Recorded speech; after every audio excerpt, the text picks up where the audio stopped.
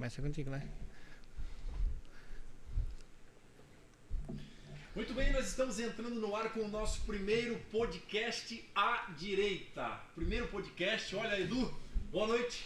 Boa noite, deputado. Muito obrigado pelo convite. Um prazer estar aqui com vocês nesse espaço que pretende ser aí um espaço de diálogo, de construção, de debates dentro, né, da direita e eu tenho certeza que a gente tem aqui... Golaço, porque a gente está, o quê? Um ano bolando esse projeto? Exatamente, nunca dava para tirar do papel e hoje, assim, de supetão, aconteceu. Gente, eu tô eufórico, eu vim dirigindo, eu vim de forquilinha agora, eu vim eufórico, eu vim inspirado, eu vim animado, o coração estava até eufórico, acelerado, porque faz tempo que eu quero colocar esse projeto em prática. Tá aqui, a direita atrapalhada, é um título para mim, porque às vezes a gente peca por não... Tem diamante bruto, muito diamante bruto. Ei, som, tá pegando?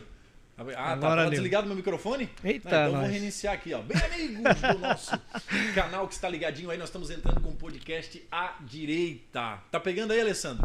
É o nosso primeiro podcast, gente. Isso é um projeto de 2 anos tentando colocar em prática e finalmente a gente consegue colocar em prática o nosso podcast. É o primeiro, que seja o primeiro de centenas que virão por aí com muito conteúdo rico, com muito conteúdo relevante.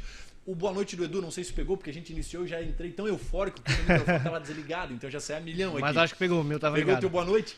Boa noite, Edu. Nós temos também uma participação aqui via internet, né, de amigos especiais que estão aí conosco. Eu não sei se o Renan já está ali. Boa noite, Renan. O Laércio estava tentando entrar também no link. Ó, tá ali o Renanzão. Boa noite. Boa noite. Estou ouvindo bem aqui. Bom, que bom, Renan. Que bom ter com a gente. O Renan eu estou conhecendo agora aqui na tela, né? Mas o Renan tem uma reputação, diz a Bíblia, ó, a reputação precede a pessoa, porque disseram que o Renan é uma pessoa que vem aí se destacando, né, como uma liderança de direita, como um professor aí junto com o professor Lucas Campos, também de direita, que são 2 feras. Cara, eu vi uma palestra do Lucas Campos, Renan, que eu fiquei assim, boquiaberto com o conteúdo e com a nossa desorganização. Daqui a pouquinho eu já quero entrar contigo mais profundo aqui. Deixa eu diminuir a minha euforia, rapaz, que hoje eu tô animado. São 2 anos tentando colocar esse podcast no ar e falta tempo, falta agenda, falta espaço, falta estrutura. Então, finalmente, quero agradecer aqui o Alessandro, que é o dono do estúdio, parceiraço, que hoje se prontificou a sair da cama na quinta-feira e vir para cá montar toda a estrutura, né, um parceiraço nosso, a Lara, que está aqui. Enfim, para você que está entrando pela primeira vez, quem sabe, eu sou deputado estadual de Santa Catarina, sou um deputado de direita, né, as pautas Deus, Pátria, Família, Liberdade nos motivaram e trouxeram até aqui. E nós estamos iniciando, esse é o primeiro podcast à direita. O meu amigo Edu quer te apresentar, Edu, falar um pouquinho aí do teu currículo?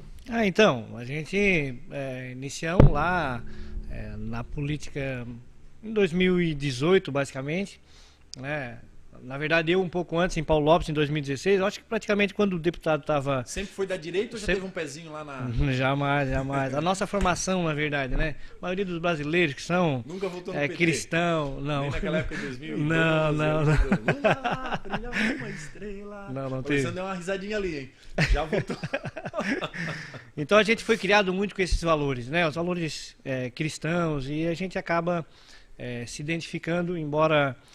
muitas vezes não temos aquela disposição em se aprofundar nos temas. Sim. Eu acho que a maioria dos brasileiros, né, são criados com esses valores. A maioria é conservador, né?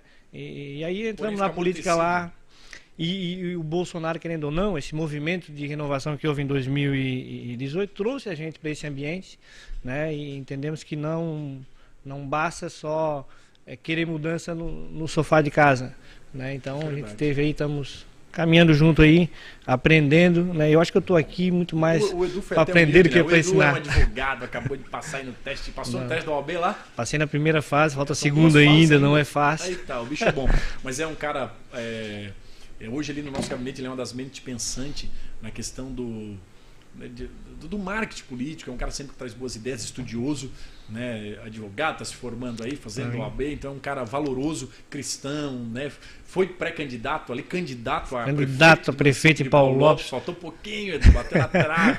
Uma grande experiência. É um homem valoroso e que traz valores, né, sem dúvida vai ter uma carreira promissora. Deixa eu corta aqui para nossa participação especial. O Renan tá em Criciúma, Renan? Ou tu estava na palestra junto com Não, eu estou em Criciúma. Tá em Criciúma, show de bola. Renan, te apresenta aí até, eu tô curioso aqui para te conhecer, falaram muito bem de ti, eu tô muito feliz de estar aqui conosco, pra gente fazer esse bate-bola aqui, né, e entrar nesse debate de ideias que eu acredito que vai ser enriquecedor para todos nós. Então, o prazer é meu de estar aqui com vocês, tá? Eu sou formado em teologia e tenho um pouquinho de hobby aí na política, de analisar a situação política. A gente vem acompanhando essa movimentação aí política do Brasil já faz uns 10, 11 anos. E daí, de repente, do nada, aí, em 2013, o Brasil parece que mudou de rumo político aí, com as manifestações ali do passe livre, né? E depois daquilo ali, parece que o brasileiro acordou para algumas situações políticas no Brasil, especialmente a questão do que é direita, do que é esquerda. E daí a gente, né, quando apareceu o fenômeno do Bolsonaro, parece que explodiu tudo e agora a gente está onde está. Né? Então eu venho aí nessa correria junto com todo mundo aí, tentando entender a situação, estudando bastante a questão política brasileira, como a gente chegou onde a gente está, enfim, né, estamos aqui para agregar. Muito bom, Renan. Poxa, que legal, né? Esse debate vai ser um debate enriquecedor e eu fico feliz. O Lucas está na estrada, certamente se ele puder vai entrar. Eu mandei o link ali para ele e vou. Talvez eu acho que é um link por pessoa, né, Alessandro?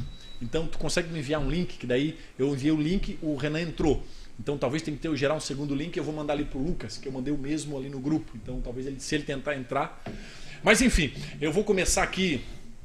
Com os pinga-fogo da semana e eu quero debater aqui. Renan, eu quero que tu tenha liberdade aí de entrar, né? A ideia é gerar aqui um pinga-fogo aqui, os debates, até porque na multidão de conselhos diz provérbios, habita a sabedoria.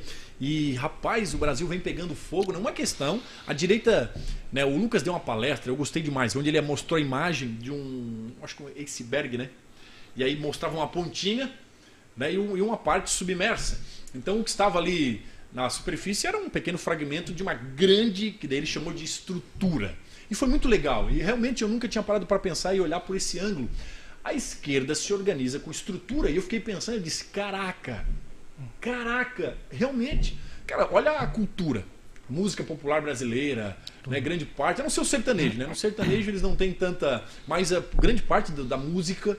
Né, tu pega um Supremo na época de esquerda, todo indicado, pega as novelas, a mídia, a imprensa, jornalismo, grande parte, né, não vou generalizar, mas grande parte com viés ideológicos de esquerda. Então os caras, as faculdades encharcadas, eu lembro que eu ia fazer campanha, tinha um santinho do Bolsonaro, quando chegava um pessoal um horário ali do terminal de Florianópolis, que passava um pessoal das universidades federais, eu quase apanhava. Eu tava junto. Né? Tu lembra de algumas ocasiões e eu quase apanhava. Então eles dominaram, né? Realmente eles têm um aparelhamento tremendo. E a direita, e o Lucas estava na palestra falando disso, nem partido tinha, né? Tanto é que surgiu aí, né, o PTB, que é o primeiro partido que tem realmente um estatuto com os viés, né, ideológicos da direita. Então nem partido tinha. Então a esquerda está muito arraigada, né? O termo arraigado na Bíblia fala enraizado. E o que a gente vê, às vezes, é a superfície, mas tem toda uma estrutura, então eles se organizam muito bem. E aí até um tema polêmico, o pessoal falou, tá contra o Bolsonaro, o que houve? A ideia foi do Renan aqui, do Lucas. Eles estavam, não, vamos botar um pinga-fogo que é pra... Peraí, eu tô sem o retorno do Lucas aqui. Peraí, Lucas.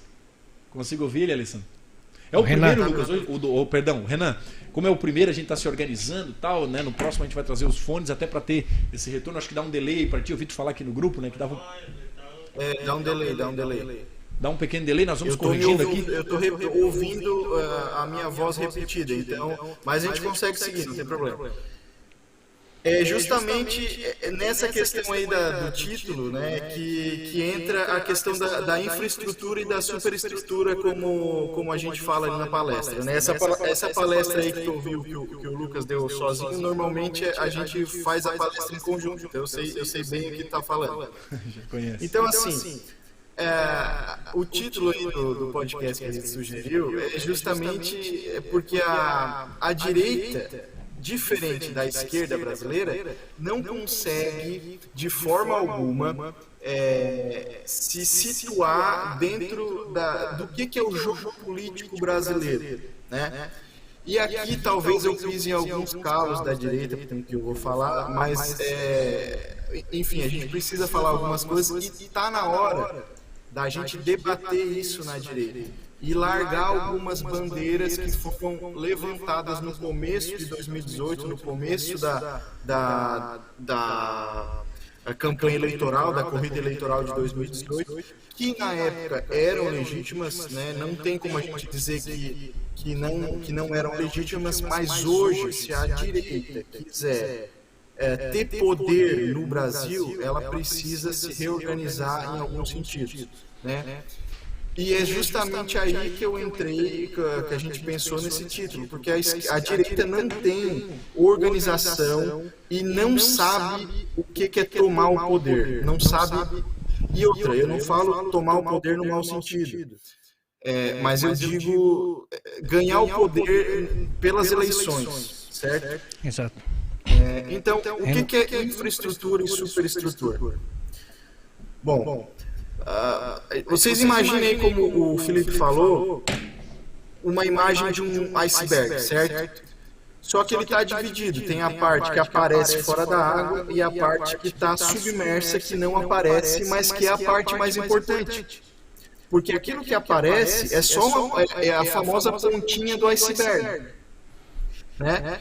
Então, qual é a analogia, a figura de linguagem, na verdade, que a gente usa com iceberg? Bom, primeiro, quando a pontinha do iceberg aparece, quer dizer que a parte de baixo já está toda estruturada e ela é que sustenta a organização inteira. Certo? Então, o que é infraestrutura? É a base, é aquela parte da organização política que não aparece ao público. Certo? Porque quando aparece, o que aparece são poucas coisas. É a figura de um presidente da República, de um deputado, de um senador, mas tem toda a base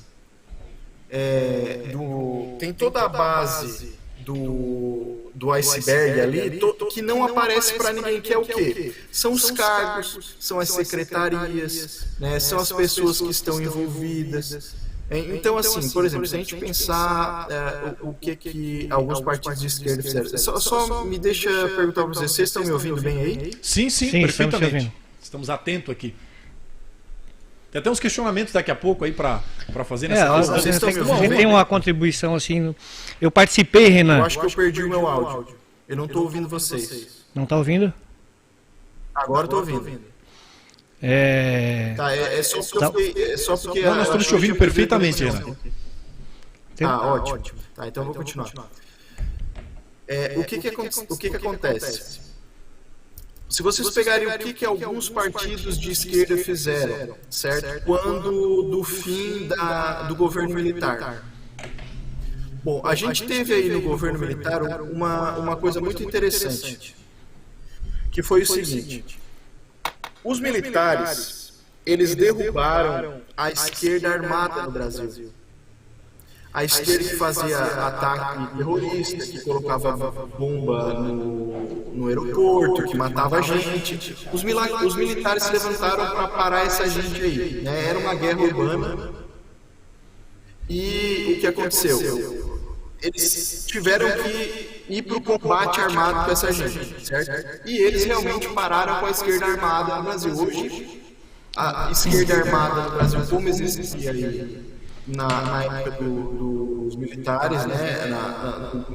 Isso na década de 64. Eu acho assim também que houve uma mudança de estratégia, né, na questão da esquerda. Porque se a gente pegar a história do início, de como as revoluções comunistas começaram, elas começaram lá realmente na guerra, né? O que era basicamente a tomada de poder pela esquerda quando ela iniciou? Era através da guerra, era a ditadura do proletariado, ou seja, o proletário tinha que estar no poder. O resultado disso sempre foi guerras, né? E aí eu entendo também que houve no Brasil uma mudança de estratégia para a visão do Antônio Gramsci, né? Que basicamente era o quê? Olha, se vocês tomam sempre o poder à força, vai chegar em um momento que vai vir alguém mais forte que tu e vai tomar o poder de ti. Isso sempre aconteceu na história desde que o mundo é mundo, né? Então ele disse o seguinte, olha, se vocês tomar, não pela força, não pelo poder, não pela espada, mas se vocês tomar a mente das pessoas, tu não vai precisar fazer guerra. Né? E basicamente, quando a gente viu em 64, por exemplo, qual era a visão da esquerda? Era tomar o poder à força, era realmente fazer milícia, era fazer briga de rua, era assaltar bancos. Essa era a estratégia deles. Graças a Deus, houve lá a intervenção militar, derrubou todo mundo, né? E a estratégia passou a ser outra. Né, tomar o poder através do quê? A gente viu que eu tive um evento em Porto Alegre, um evento muito bacana, que era o Desafora Brasil. O objetivo do Desafora Brasil, Renan, ele é ser o oposto do Foro de São Paulo. Né? Era ser uma espécie de Foro de São Paulo da direita, né? Reorganizar as ideias da direita. Se a gente for olhar o Foro de São Paulo, que surgiu lá no início da década de 90, o que era o Foro de São Paulo? Não era só um foro de organização das ideias da esquerda, mas era uma criação de frentes de trabalho, de tomada de poder, e isso se deu em todas as esferas da sociedade e do poder público. Isso se deu dentro das universidades, isso se deu dentro das esferas públicas, no judiciário, na política, né, de maneira que, se a gente for construir a direita hoje, através de um Fórum de São Paulo da direita, nós estamos há 30 anos atrasados. Eles estão há 30 anos doutrinando criança dentro da escola, então eles estão moldando a sociedade há muito tempo. Né? E é onde se tornou toda essa estrutura que o Renan está falando, que a gente não vai mudar da noite para o dia. Edu, essa até eu vi um pouquinho da aula de São Paulo, eles combatiam o estamento burocrático, né? Tudo que eles se tornaram depois o que eles combatiam.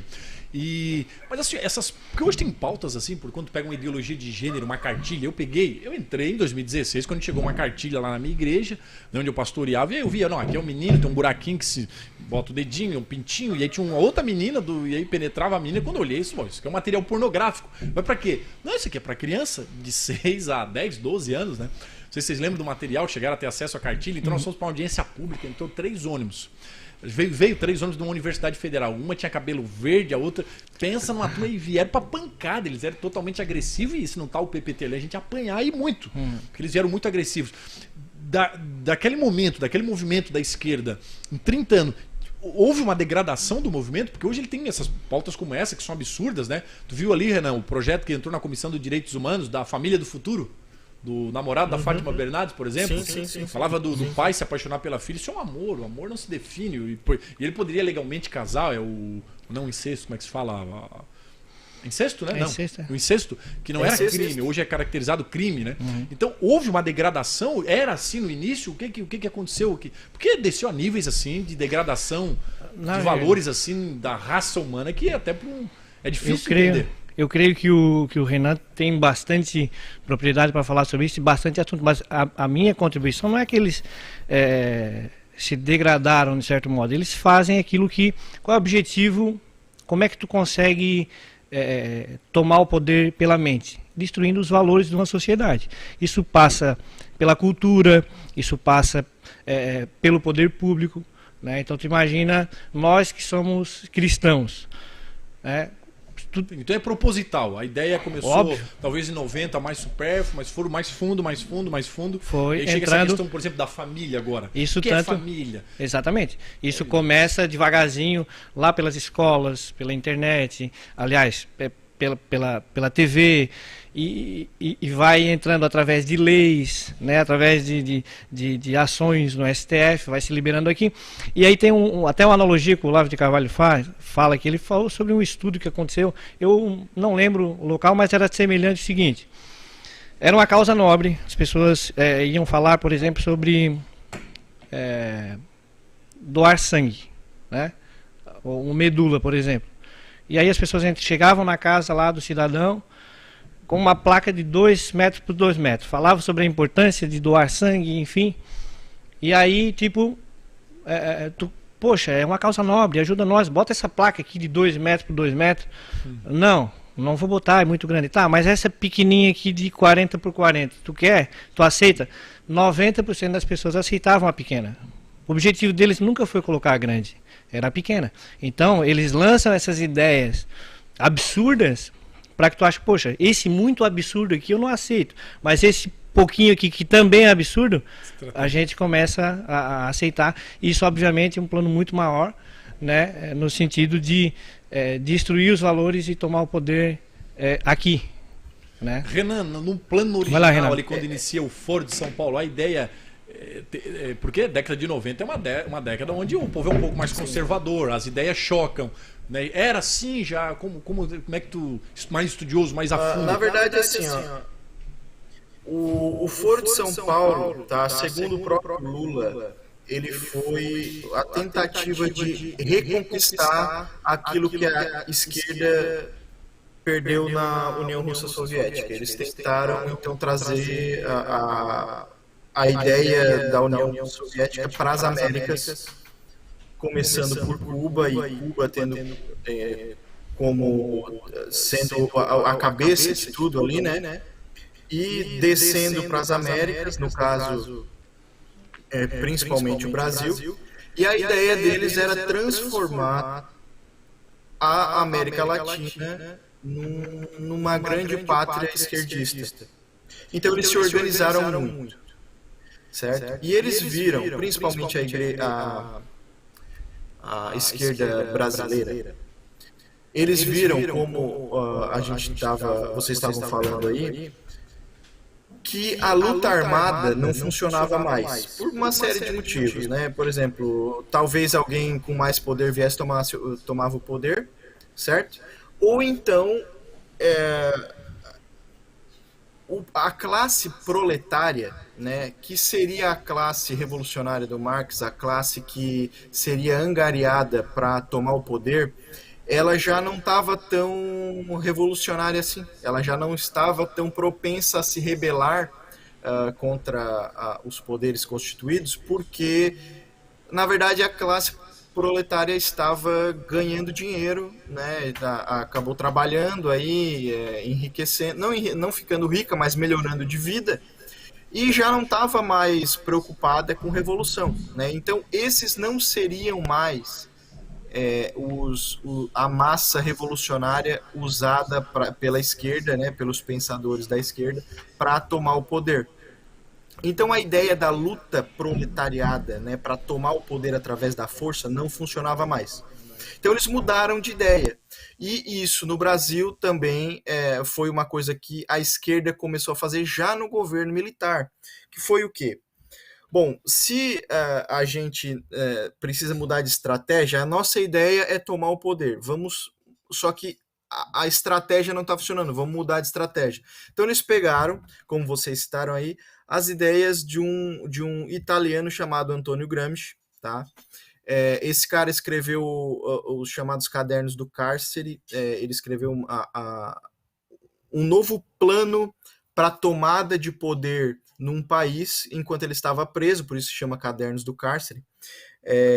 Mas esse cara aí, o Antônio Gramsci, ele disse o seguinte, olha, nós não vamos mais tomar o poder através da força, porque não funciona assim, porque a gente não tem mais essa classe e a gente não vai conseguir tomar o poder através da luta armada, da guerra.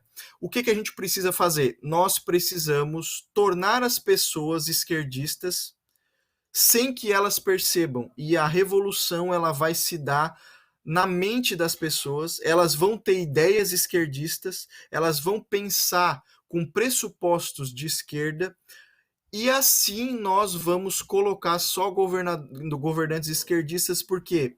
Porque eles vão automaticamente votar em quem tem ideias de esquerda. Como que a gente faz isso?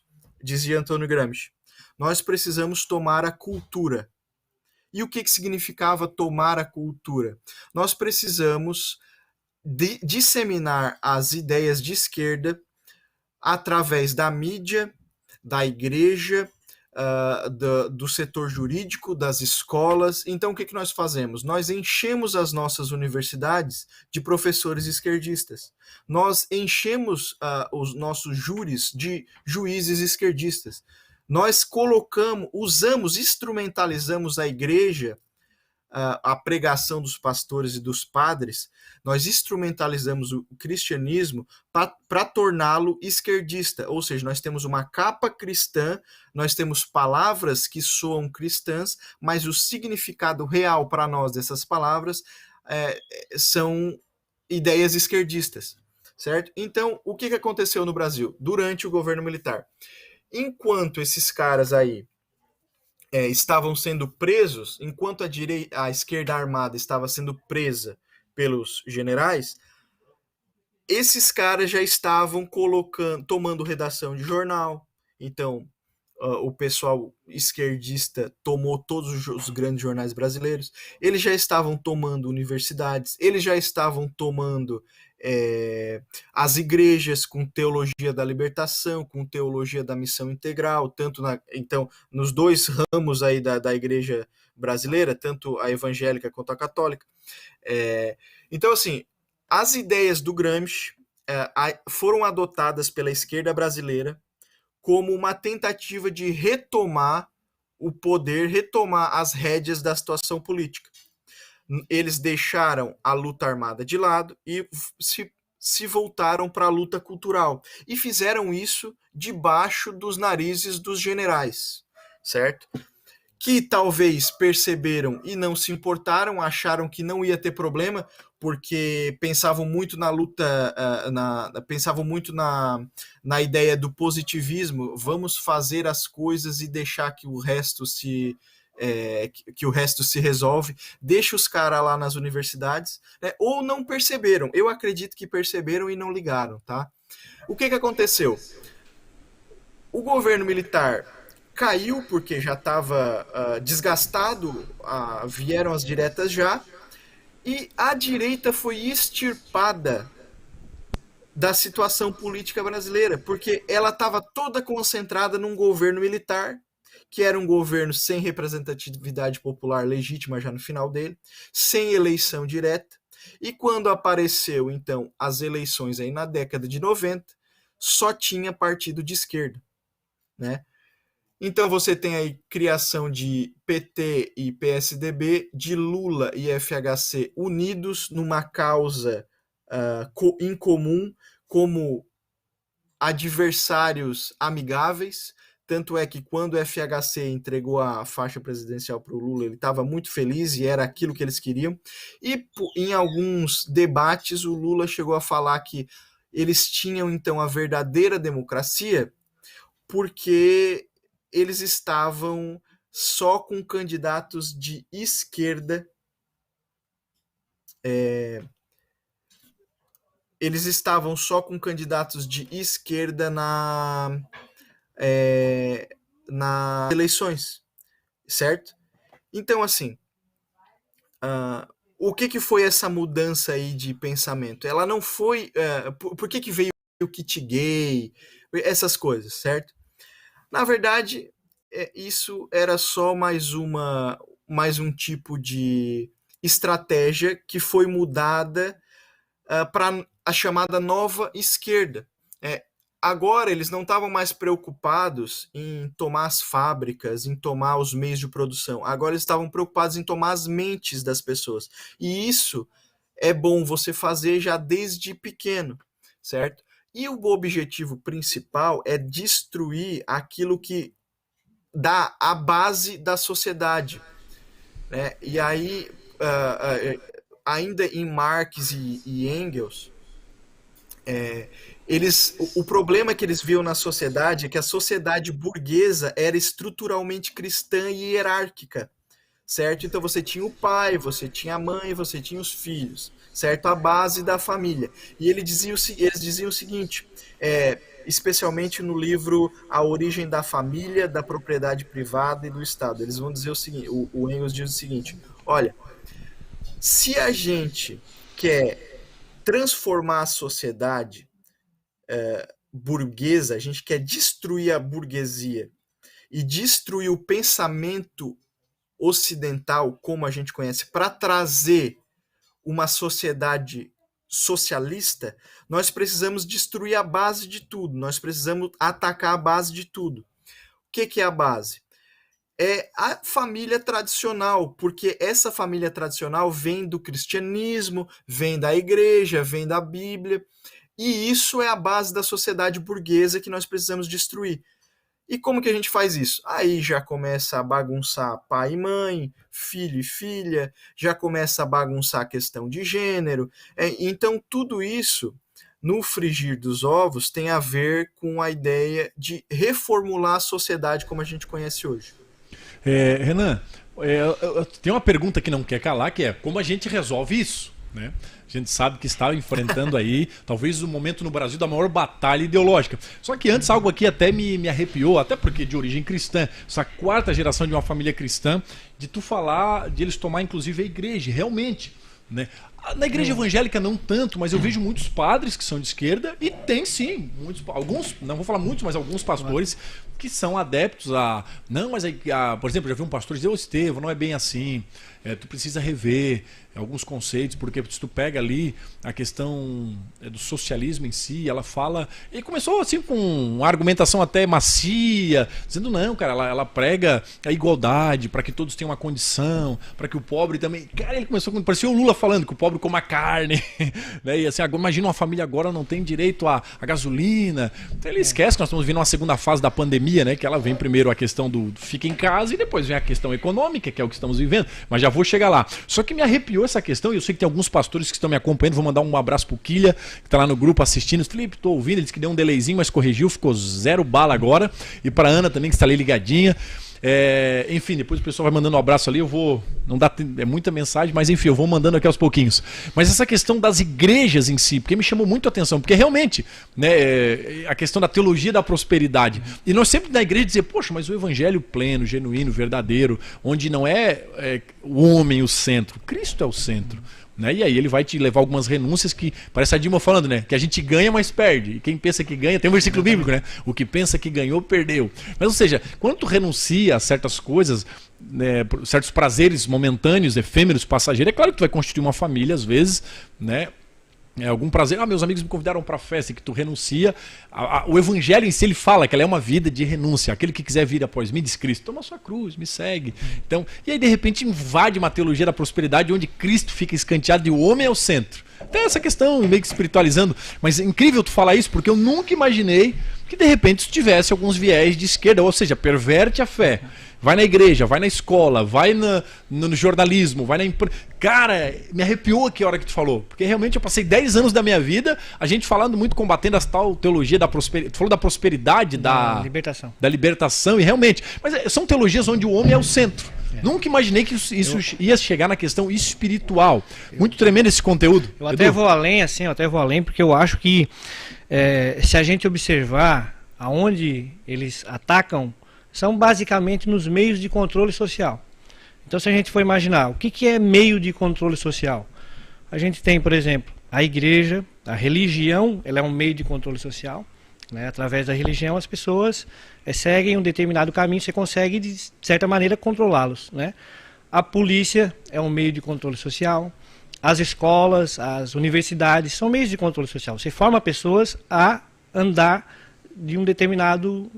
de acordo com um determinado modelo.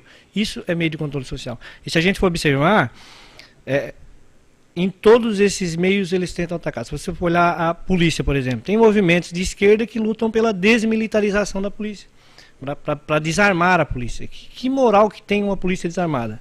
Nada. Se você for olhar na escola, nas universidades, não precisa falar. Eles estão lá, eles tentam perverter, né, o sentido de fato da educação. Né? Quando a gente olha, por exemplo, eu estava conversando com uma pessoa e dizia, olha, qual é o objetivo da educação estatal? É fazer as pessoas pensarem e tal. Não. O objetivo da educação estatal é formar cidadãos, é formar cientistas, é formar doutores, para que através disso tu consiga construir uma sociedade, produzir riquezas no teu país. Se você tem um país com uma boa educação, se você tem um país com doutores, com cientistas, produzindo riqueza e descobrindo ciência ali, tu tens um país, né? Grandes nações investem em educação e, consequentemente, né? Então tu vê eles se movimentando na educação, e na igreja também não foi diferente, né? Quando a gente vê esse negócio, porque eles estão lá, eles querem lutar pelo aborto, eles querem lutar, né, pela questão do casamento homoafetivo. Não tem nada a ver com isso. É simplesmente perverter aqueles valores, confrontar os valores que o cristianismo traz, né, os valores judaicos cristãos que formaram a nossa sociedade, são base da nossa sociedade. Olha aí, riquíssimo aqui o nosso primeiro podcast. Para você que está entrando ao vivo aí agora, clicou no link, passou nos grupos, recebeu o link. Esse é o nosso primeiro podcast à direita. À direita. Hoje o Renan botou um tema, o Renan e o nosso professor Lucas, infelizmente, por contratempos, é o primeiro e deu uns contratempos, a gente está corrigindo aqui. Até a plataforma digital, eu tenho um canal ali que é pessoal e tem um que é o do deputado. E eu entrei no errado, no pessoal. Nós entramos, então nós estamos corrigindo, é o primeiro. Mas, cara, o nosso podcast começou em altíssimo nível, né? Uma aula aqui do nosso professor Renan, o Edu também aqui fazendo as suas contribuições e eu aqui questionando, até porque eu tenho certeza que a minha curiosidade, talvez, né? Por mais que a gente lê, mas às vezes fica a política em si, ela te consome, né? O dia inteiro escrevendo minuta de projeto de lei, vota nisso, vota naquilo, tu não consegue. Então o cara tem que ser humilde para entender, não, eu sou político, mas tem professores que realmente conseguem lá na história pegar as raízes, pegar o conteúdo. Então você que está entrando no podcast hoje, ele está polêmico, a direita é desorganizada, já disseram, Felipe, está contra o Bolsonaro agora? Não, mas a direita tem que se organizar. E como é que a gente vai se organizar? Ouvindo esses caras que pegam o contexto histórico, que trazem, então são conhecimento encapsulado. E a ideia do podcast, nós vamos ter aí, quero que tenha semanalmente, depois, quem sabe a gente vai criar um canal, Renan, criar um canal e vai pegando gotinhas, fragmentos aqui, vai colocando lá no canal. Não assisti inteiro as 2 horas, mas vou pegar lá fragmentos do que o Renan falou, do que o Edu falou, do que o professor Lucas Campos falou, porque nós temos que ter uma direita organizada e eu tenho certeza que o nosso podcast é a nível de Brasil. E o Renan tá entrando ali, ó, ele entrou já de lateral e tudo, olha ali, ó. Dá pra virar a câmera? Dá pra virar o celular? O Renan, perdão, o Lucas. O Lucas. O Lucas entrou. Agora, opa. Gente, que prazer ter o Lucas aqui também. Ele falou, Filipão, eu tô aqui nas curvas de rio aqui, eu tô bem no interior. Cara, não dá pra entrar, mas ele já deu um jeito. Tá parado ali no centro de Criciúma. No centro de Criciúma, onde é que tá aí, Renan? Ô, Lucas. Ô, Lucas. Vocês estão me ouvindo aí? Estamos te ouvindo bem. Cara, eu desci de Lauro Miller, nós estamos no fundo da grota, a gente foi falar uma palestra que eu e o Henrique temos, é longe, cara, e agora eu tô passando por... Então agora tu não fala mais onde tu tá, porque cara, senão eu nunca mais vou fazer voto aí nessa região que tu tá. Eu parei, agora vim tomar uma cerveja aqui, tô legal. Já tá animado ainda com a cerveja, então vai ficar bom. Não, ainda não comecei a tomar, né, depois do podcast aqui nós vamos tomar uma, né. Bicho bom. Cara, pra quem tá chegando agora, esse é o professor Renan. O cara deu uma palestra. Perdão. É o professor Lucas Campos.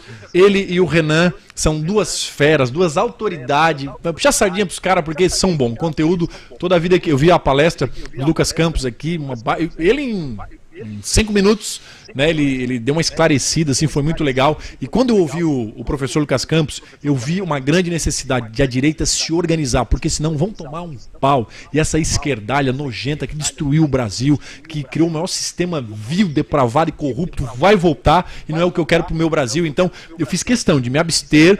É claro que chega uma hora dessa, o cara quer estar em casa, na Netflix, descansando o dia inteiro de trabalho, mas fiz questão de me abster, de vir aqui, junto com o nosso parceiro aqui, montar essa estrutura pra gente ouvir esses caras e começar a disseminar, não a nível do nosso estado, a nível de Brasil. A direita precisa se organizar, a direita precisa ter estratégia. Então precisamos mais dessas mentes pensantes para que a gente possa se organizar. Tá o Olavo ali, mas tem que ter uns caras assim jovens, na versão 2.0, mobilizando da nossa moçada até o mais ancião, para que a gente possa ter conhecimento, né, e combater o mal com sabedoria e com conhecimento. Vou aqui passar a bola pro Lucas Campos para fazer a sua consideração, tá aqui no Pinga Fogo, não sei se ele estava acompanhando, Lucas, mas o Renan estava dando uma aula aí. Eu acompanhei alguma fala do Renan do início, depois eu parei quando ele começou a falar da teologia de libertação, que bom, eu ia aqui questionar o Renan, mas vou jogar para ti Porque o Renan deu uma aula aqui para nós. Nós vimos lá na década de 60, caminhando com a esquerda, chegando no Foro de São Paulo, sendo criado na década de 90. Aí eu fiz um questionamento, essa degradação de 30 anos, porque eles foram mais profundo, né? Porque agora eles querem combater aquilo que estabelece regras, valores, né? A família, a igreja, instituições que, a polícia militar. E aí ficou uma pergunta ecoando. Cara, os caras, beleza, eles têm estrutura, se organizaram, dominaram a cultura, o ensino. O que fazer? A grande pergunta, como nós resolvemos e também nos organizamos? A pergunta de ouro, que vale 1 milhão, mas talvez a gente não tenha uma resposta concreta, mas pelo menos fragmentos onde possamos começar a nos organizar. Perfeito, Felipe, Edu, Renan, o Renan é meu companheiro de estrada aí também. Muito boa noite a todos vocês. Bom, essa pergunta o Lenin respondeu em 1914, né? Na Revolução Russa. Ele escreveu um livrinho chamado O que Fazer, né? E vocês podem achar ruim o que eu vou falar aqui, mas a gente precisa aprender com a esquerda a resolver o problema da direita. Veja, o método utilizado por Lenin, por Stalin e depois por Gramsci, eles foram corretos em determinadas ocasiões.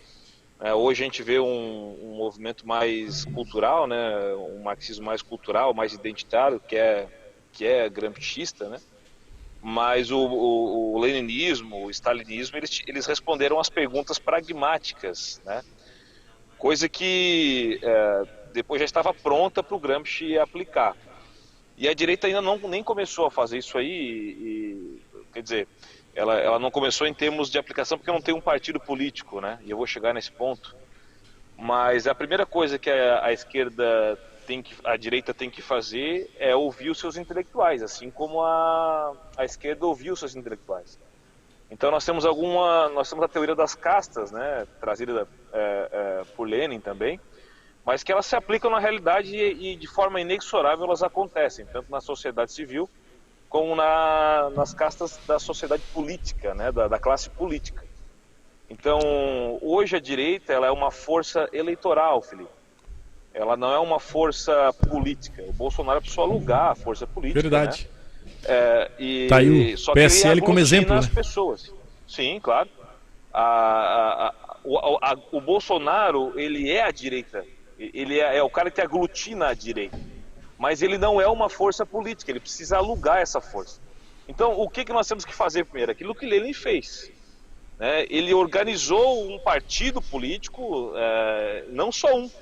Lenin tinha duas frentes da esquerda, a esquerda social-democrata, né? E a esquerda extremamente revolucionária, a esquerda das armas. Né? Então, uma esquerda moderada e uma esquerda mais revolucionária, onde o debate ficava ali. O debate ficava entre as duas esquerdas e ora uma estava por ali no poder, outra tomava o poder. Então a primeira coisa é organizar por castas mesmo, porque elas já estão, e as castas estão postas mesmo que você não queira. Por isso que você vê hoje, por exemplo aqui, quando tem um intelectual querendo ser político, o político querendo ser o militante, né? E o produtor querendo ser o intelectual. Não funciona assim. A direita precisa ouvir as pessoas que têm não opinião, mas que têm o conhecimento histórico, cultural e, por fim, pragmático dos momentos. Ou seja, saber o que fazer em situações difíceis, situações complicadas, né? Como nós temos que, nesse momento, bater o escanteio e correr para cabecear, Felipe, esse termo é muito usado no futebol, né? Nós não podemos cuidar só da parte intelectual, só da parte cultural, da parte política. Não, hoje, infelizmente, temos que fazer isso de modo igual. Temos que trabalhar nessas frentes aí simultaneamente. Então, nós vamos primeiro ouvir quem tem o que dizer, e essa é uma falha grande da direita, em todos, inclusive os que são eleitos aí hoje, tanto em Santa Catarina quanto a nível federal. Eles são muito pragmáticos e o pragmatismo é só uma das forças. Você precisa saber o que está acontecendo, que foi o que o Renan falou aqui agora e o que eu falo nas minhas palestras também. Está acontecendo isso, aquilo desde 1900 e bolinha. Agora, como é que a gente faz isso? A gente faz assim, desse jeito e assado. Então, organiza-se com intelectuais, né? Ouvir as pessoas e, por fim, você precisa entender que os recursos que se deve usar estão aí para ser usados, né?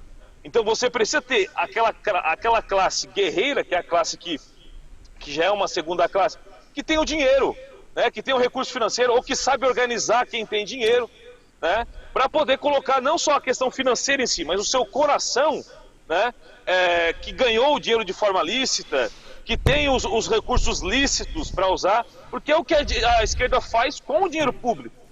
Né? E em certo sentido nós temos que usar, claro, moderadamente, saber as funções de cada verba pública, não exagerar, né? não jogar fora, mas se tivermos aí as empresas privadas, que o façam. Um exemplo claro aqui, Felipe, para ser pragmático, você não pode usar o Luciano Hang como político, eu sempre vou bater nessa tecla, e nem o cara que está lá no Olavo de Carvalho, por exemplo, para ele ser o guerreiro. Pensa a mesma coisa. Não é assim que funcionam as coisas. Luciano rebaixa ser senador. O Luciano Hang tem que ser político. O Luciano Hang tem que ser o dono da van, cara. Ô, Lucas. Ele tem que ajudar as pessoas que têm a capacidade política. Ô, Lucas. Entendeu? Então, essas castas têm que ser definidas. E a última casta daí que são os militantes, né? Que o Lenin fala, o militante profissional. O cara tem que ser pago para escrever conteúdo o dia inteiro, ajudar quem quer escrever conteúdo. Ele tem que dirigir o carro de som. Ele tem que subir no carro de som, ele tem que ser o guerreiro do carro de som lá, o que vai pra rua. Esse cara tem que ser financiado também. Ele não pode ficar... então, tudo isso depende da segunda classe, da classe guerreira, que é a classe que bota a camisa. Não, eu vou financiar o movimento, eu vou financiar o intelectual, porque o intelectual é o que diz onde é que o dinheiro tem que ir. E o militante aplica aquilo que o guerreiro tem, né? No caso do dinheiro, aquilo que o intelectual disse para fazer. É mais ou menos assim, Felipe, que a gente tem que fazer as coisas. Lenin explicou isso, não é tão fácil de fazer, porque nós estamos aí muito distantes da realidade, né? O brasileiro ainda, o conservador, o direitista, ele ainda muito, muito chucro. É normal fazer o quê? Mas a gente tem que começar a pensar e ouvir quem tem alguma coisa para dizer. Ô, Lucas, eu estava falando aqui... eu acho que um pouco antes de tu entrar, não sei se tu acompanhou, sobre um congresso que a gente teve lá em Porto Alegre, no Rio Grande do Sul, que exatamente juntava isso, era o Desafora Brasil, né? O objetivo dele juntar aí as ideias da direita. E lá a gente viu gente de todo tipo.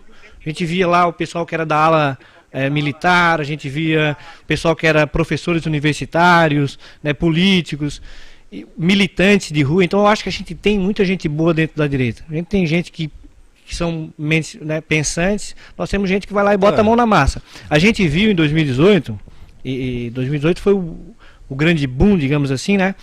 E a gente viu o quê? Pessoas que estavam ali porque entendiam que era um momento que o Brasil estavam ali de coração, né? E eu acho que o que falta hoje exatamente é isso, é tu organizar, é tu pegar o cara que é militante, que consegue mobilizar as massas lá na rua e ajudar. Se tu pegar esse cara lá da rua e colocar ele, às vezes, como um influenciador digital, às vezes ele não vai dar certo, mas nós temos gente que é bom influenciador digital. Não estou ouvindo... Diria sistematizar, então. Sistematizar, exato. Começar a se organizar. A esquerda é organizada, ela é sistemática, divide em castas. Exatamente. Eu acho que isso é o grande time.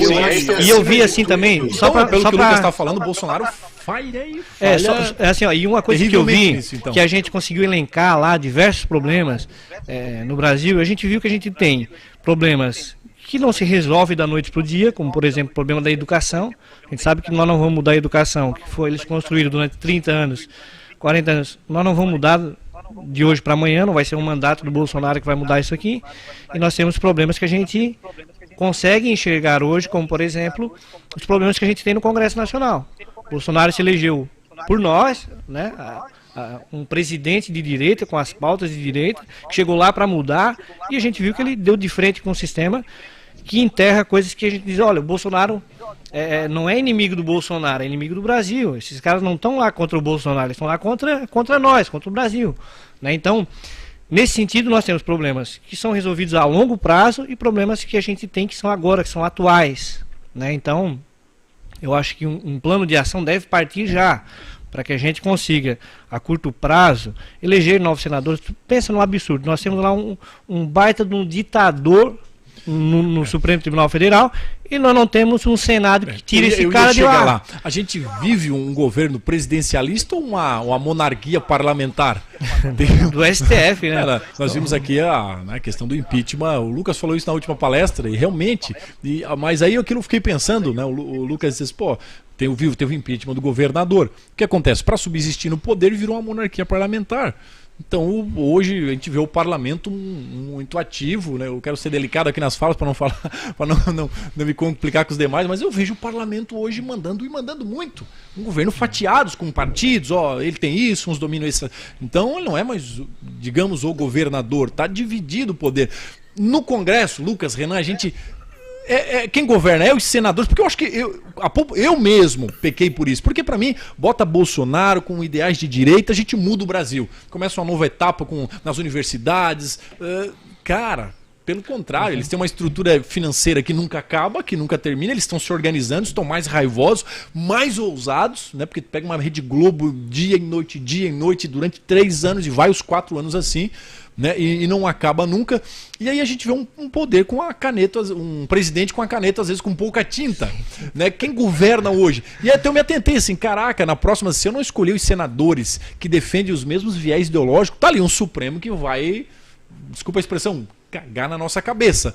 Tá uma Câmara dos Deputados Federais que continua dando os boicotes no presidente sempre. Então, eu quero fazer um bate-bola aqui, o que vocês pensam disso? Vivemos uma monarquia parlamentar, seria isso? Renan. Pode começar, Renan. Ô, Felipe. Eu quero vários pontos aí, tá? Primeira coisa que a gente precisa pensar, como vocês mesmos admitem e percebem, a esquerda tem um financiamento sem fim, certo? E a direita parece que tem medo de fazer isso, tem medo de usar o dinheiro legítimo, né, que está aí para ser usado, né? A direita tem medo de investir, a direita tem medo de ser vista como estão usando o dinheiro público como luxo, certo? Olha, veja bem, a gente não está aqui defendendo que ninguém use dinheiro público para luxo nenhum, né? Nós não estamos falando isso. Agora, nós precisamos entender, nós da direita precisamos entender que política exige financiamento. E nós precisamos parar com essa ideia purista de que não se usa o dinheiro público para fazer política. Se usa. É assim que a esquerda faz, e se nós não fizermos isso, nós vamos ficar para trás. Outra coisa que tu falou aí também sobre parlamento, sobre governabilidade, enfim. Outra coisa que a direita precisa entender é que nós não conseguiremos vencer a estrutura, a infraestrutura, do que a gente estava falando lá no começo do podcast. Nós não conseguiremos vencer a forma de se fazer as coisas. O que nós precisamos fazer é entender como as coisas funcionam e jogar o jogo como deve ser jogado, certo? E aqui talvez eu pise no calo de algumas pessoas, né, da direita, que pensam de outra forma. Tudo bem, eu estou dando a minha opinião do que a gente precisa fazer para ganhar o poder, certo? É uma opinião particular aqui que, enfim, eu não estou tentando criar polêmica nenhuma. Agora, nós precisamos ser sinceros, certo? Nós chegamos até aqui e o que a gente fez, né? Uma coisa que a gente precisa entender muito bem é que a política brasileira, ela sempre vai funcionar com 2 partidos grandes, certo? É a questão do bipartidarismo. São 2 partidos grandes disputando o poder. Então você teve aí na década de 90 inteira PSDB e PT, ou o antigo PMDB e PT. Nós temos 2 partidos grandes, isso aí depois o Lucas pode explicar bem melhor pra gente. E temos partidos pequenos que fazem coligações, certo? E governam através de secretarias, de cargos, enfim, né? O que esses caras fazem? O que a esquerda faz? A esquerda faz essas alianças políticas, ela pega as verbas e financia o seu projeto de poder, certo? Então eles tomam toda a infraestrutura, a parte de baixo do iceberg, eles tomam ela toda. Eles têm muito poder porque eles têm pessoas lá que estão lá para fazer o trabalho da esquerda, porque acreditam naquilo, estão sendo pagas para isso, em cargos que a população jamais vai saber que existe, porque a população só vê a pontinha do iceberg. E nós estamos falando da base do iceberg que está toda submersa e é o que mais importa, certo? E a direita, se não entender isso, não vai conseguir jamais tomar o poder no Brasil.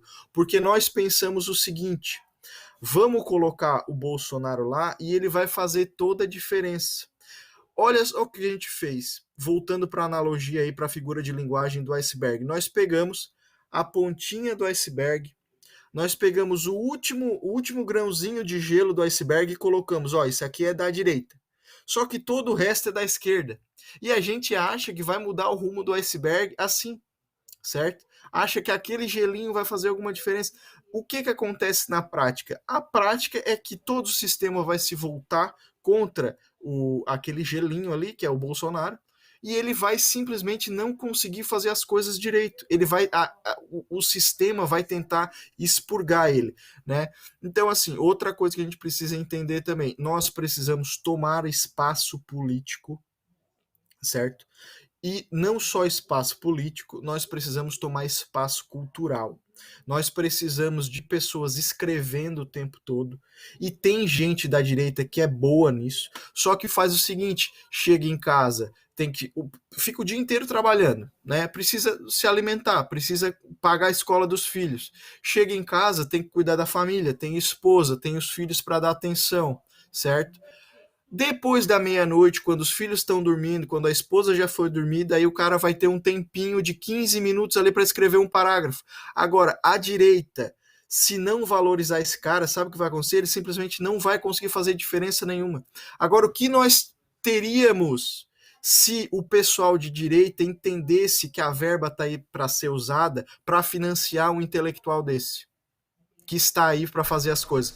E sempre pensando naquele sistema hierárquico que o Lucas falou, né? Então, para passar a bola aí para vocês, 2 pontos. Nós precisamos parar de ter medo de dinheiro e nós precisamos entender que nós estamos numa guerra política onde a gente precisa tomar espaço. Muito bom. Para quem está entrando agora, eu vou mandar um abraço. Josué Soares está ligadinho, Dr. Paulo está ligadinho ali de Florianópolis.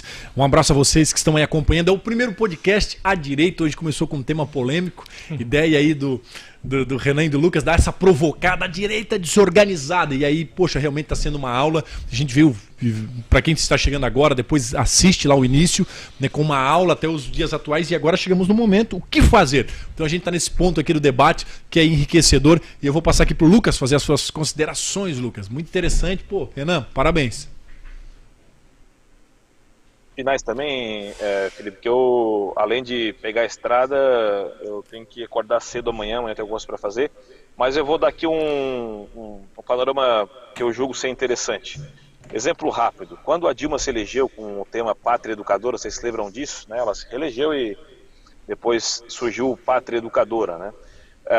O MEC hoje, ele é metade do orçamento da União, ou seja, dos 600 bilhões, 300 é do MEC, né? Então o MEC gasta metade do orçamento da União. Isso não é à toa, não é de várzea, não é sem intenção. É porque você precisa educar e doutrinar essas pessoas. Quando a Dilma se reelegeu e veio com esse tema Pátria Educadora, 21 ônibus chegaram a Brasília, né, e desceram no MEC, só no MEC. Sabe quem veio de lá, o Felipe, Edu, Renan e telespectadores? O pessoal da CUT, o pessoal do MTST, o pessoal do CISERP, o sindicato dos professores. Eles desembarcaram só com a roupa do couro, ocuparam todos os cargos do varejo, né? Eu até posso falar um pouquinho sobre bipartidarismo aí, que é os partidos menores, né? Eles pegaram todos esses cargos do varejo que estão com o PSOL, com o PCB, com o PCdoB, que é essa classe da CUT aí, né, o pessoal desses sindicatos, e começaram a ocupar os andares mais baixos, né, que são os cargos menores, ganhando ali os seus 8, 9 mil reais, né, para ficar o dia inteirinho, Felipe, escrevendo um monte de groselha. Escrevendo que nós temos que fazer, por exemplo, pesquisas científicas com orifício circular anal, né, que a maconha ela faz bem para tudo quanto é tipo de pessoas, então você precisa aí dar maconha para todo mundo. E com todo o respeito que eu tenho por todo mundo, evangélico católico aqui, você passa a escrever materiais onde a dação de cu é a coisa mais importante do Brasil. Então você tem materiais sobre essas porcarias todas, o dia inteiro o nego escrevendo sobre isso, né?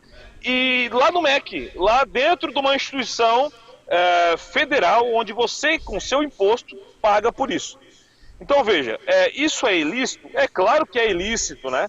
Você tem que pagar a pessoa para escrever as boas coisas e ocupar o espaço de forma exemplar, né? Você precisa dar exemplo para os seus filhos, para os seus netos, produzir um bom conteúdo no currículo escolar.